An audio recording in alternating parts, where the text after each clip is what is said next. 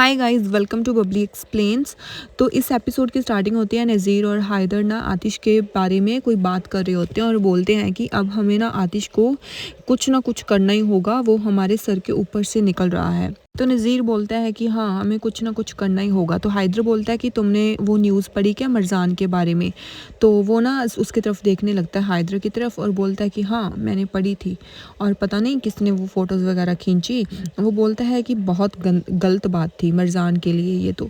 फिर वो बोलता है कि मुझे लग रहा है ना कि असली की माँ की ही काम है, तो मुझे लगता है कि अब हमें कुछ ना कुछ करना ही होगा।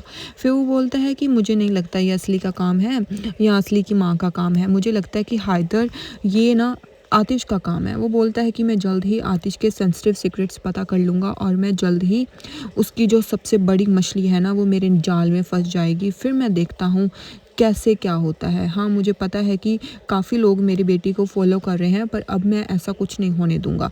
फिर उसके बाद वो चला जाता है। तो फिर ना नज़ीर कॉल करता है अपने किसी आदमी को और वो बताते हैं कि जो भी उसने पोस्ट वगैरह डलवाई थी ना वो डिलीट हो गई है। वो बोलता है कि डैम, दैट वाज फास्ट।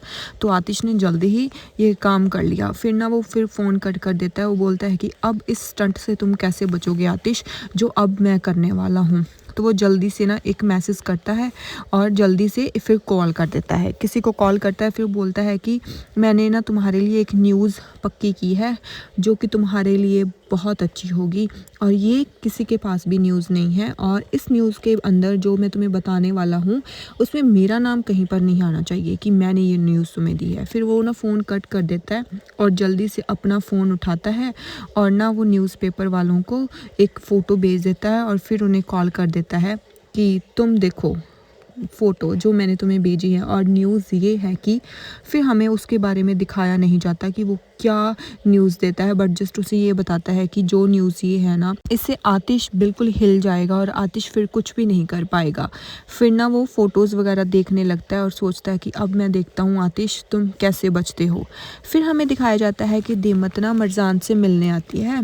तो वो बोलती है कि कोई बात नहीं, तुम रो मत, इतना कुछ हो गया, मुझे पता है कि तुम्हारी इज्जत के साथ खिलवाड़ हुआ है, बट स्टिल तुम तो पेपर्स पर उसकी वाइफ हो ना, उसके अलावा तो कुछ भी नहीं है। वो बोलती है कि मुझे ऐसे लगता है कि मैंने ना उसका ट्रस्ट ख़त्म कर दिया। फिर वो बोलती है कि तुम उस पर ट्रस्ट करती हो? वो बोलती है कि नहीं, मैं ट्रस्ट नहीं करती और ना ही मुझे पता है कि मेरे साथ क्या हो रहा है, बट जस्ट मैं पहले उस पर बहुत ज़्यादा लाइक ट्रस्ट करने लग गई थी और मुझे ऐसे लगता था कि वो दिल का बहुत अच्छा इंसान है और वो उसने मेरी ज़िंदगी भी बचाई थी और मेरी लाइफ उसी की तो देन है, उसी ने तो मेरे को बचाया था।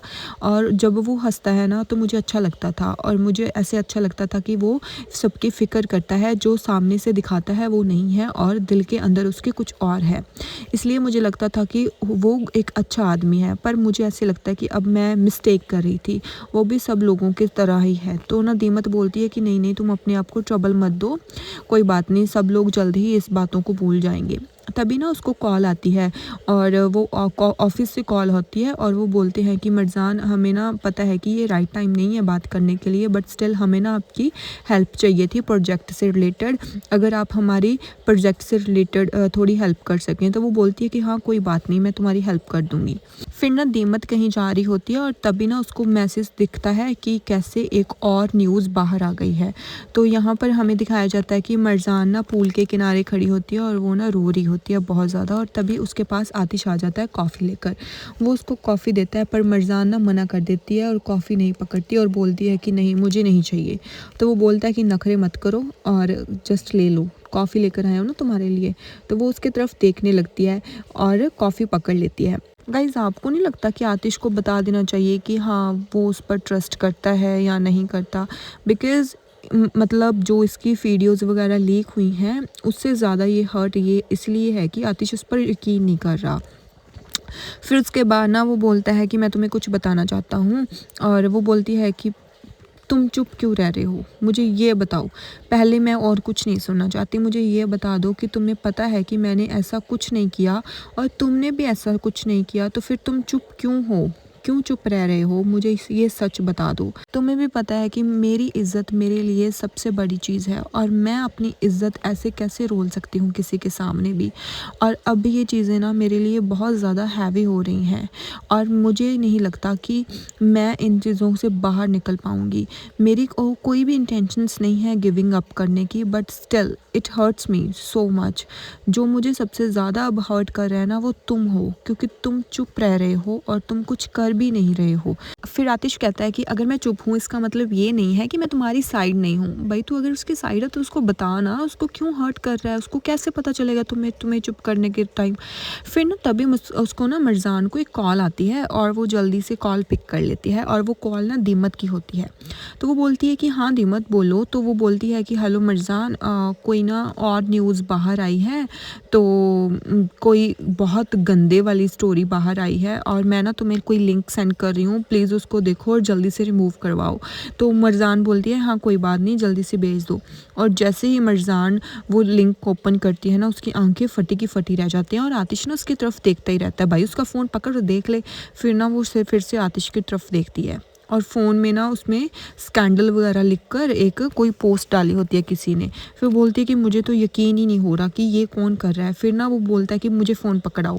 वो जल्दी से उसका फ़ोन पकड़ता है और ना वो देखने लगता है। फिर ना वो उसमें रीड आउट करने लगता है कि ये र्यूमर्स फैल रही हैं कि जो मरकान यिल्दिrim की मैरिज है ना आतिश करहान के साथ, वो जस्ट एक दिखावे की मैरिज है और वो ब्लैक वेडिंग ड्रेस पहनकर आई थी, इसीलिए कि वो बिल्कुल भी चाहती नहीं थी आतिश से शादी करनी और आतिश भी उससे शादी नहीं करना चाहता था। और अब ना ये बहुत ज़्यादा र्यूमर्स फैल रही हैं कि जो मरजान है वो आतिश की अनवांटेड वाइफ है और ये भी र्यूमर बाहर आ रही है कि आतिश करहान ना मरजान से जल्द ही डिवोर्स ले लेगा। और इतना सुनते ही ना वो नीचे बैठ जाती है और ज़ोर ज़ोर से रोने लगती है। तो आतिश ना उसको पकड़ कर चुप करवाने की कोशिश करता है पर वो रोती रहती है। फिर बोलता है कि तुम दुखी मत हो, जो इसने भी किया है ना मैं उसको पकड़ लूँगा और मैं जल्द से जल्द इसका हल निकाल लूँगा। प्लीज़ तुम दुखी मत हो और मुझे जो भी करना पड़े इसके लिए मैं वो ही करूँगा।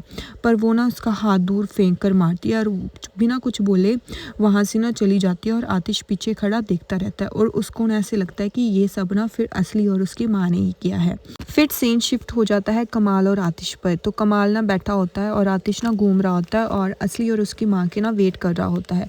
वो बोलता है कि अभी तक वो आई क्यों नहीं है। तो वो जो कमाल है वो बोलता है कि शॉपिंग के लिए चली गई हैं और प्लीज़ तुम इतना गुस्सा मत करो और तुम्हें कैसे पता कि उन्होंने ये काम किया है। वो बोलता है कि मैं अपना सिर ऐसे बांध कर नहीं बैठ सकता, मैंने अभी उनसे बात की थी कि ऐसा मत करें, बट स्टिल वो फिर से ऐसा कर रही हैं।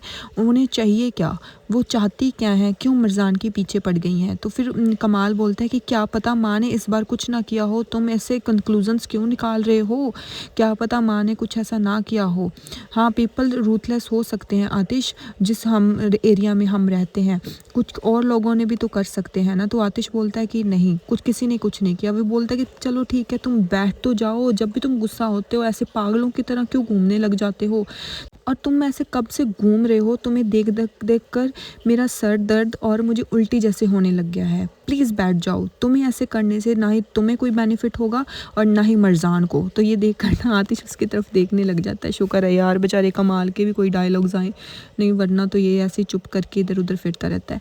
फिर ना वो बोलता है कि वैसे भी मैंने सारा कुछ हैंडल आउट कर लिया है और जो भी लॉयर से बात करनी थी वो भी मैंने कर ली है और लॉयर्स यही बोल रहे हैं कि वो जो भी उनसे हो पाएगा वो कर लेंगे और जो ये पोस्ट आई है वो कल तक वापस डिलीट कर दी जाएगी। वो बोलता है कि मुझे फ़र्क नहीं पड़ता कमाल, जो लोग क्या सोचते हैं और क्या नहीं बोलते, बस इतना बात है कि मुझे ऐसे पता है कि मरजान ऐसा कुछ नहीं कर सकती और मरजान पर जो भी ये ब्लेम लगा रहे हैं वो मुझे भी हर्ट कर रहे हैं। मैं नहीं चाहता कि मरजान की इज़्ज़त पर कोई भी आंख उठाए। फिर वो बोलता है कि उसकी आंखें ना मेरे आंसर के लिए वेट कर रही हैं और मैं उन्हें क्या बताऊं ये किसने किया। हाँ मुझे कुछ भी नहीं पता और उसे सिर्फ साइलेंस मिल रही है और वो इसी बात पर बहुत ज़्यादा अपसेट हो रही है, मुझे नहीं पता। और इसी वजह से ना मेरा दिल टुकड़ों में टूट रहा है कि मैं मरजान का बिल्कुल भी ध्यान नहीं रख पा रहा हूँ और मुझे सांस भी नहीं आ रही है। तो कमाल ना जल्दी से उसके पास बैठ जाता है और बोलता है कि प्लीज़ आतिश तुम बिल्कुल भी फिक्र मत करो, सब कुछ ठीक हो जाएगा और प्लीज़ तुम फ़िक्र मत करो। और वो उसके पास बैठा रहता है और आतिश बोलता है कि हाँ, होपफुली होप सो सब कुछ ठीक हो जाए और मैं एक बार में ये सब ख़त्म कर सकूँ। फिर ना मिर्ज़ान वापस रूम में आ जाती है और वहाँ पर असली खड़ी होती है और असली को देखकर ना मिर्ज़ान उसके पास चली जाती है और बोलती है कि तुम यहाँ पर क्या कर रही हो। और यहीं पर ये एपिसोड ख़त्म हो जाता है। अब असली के चांटा पड़ेगा गाइज़।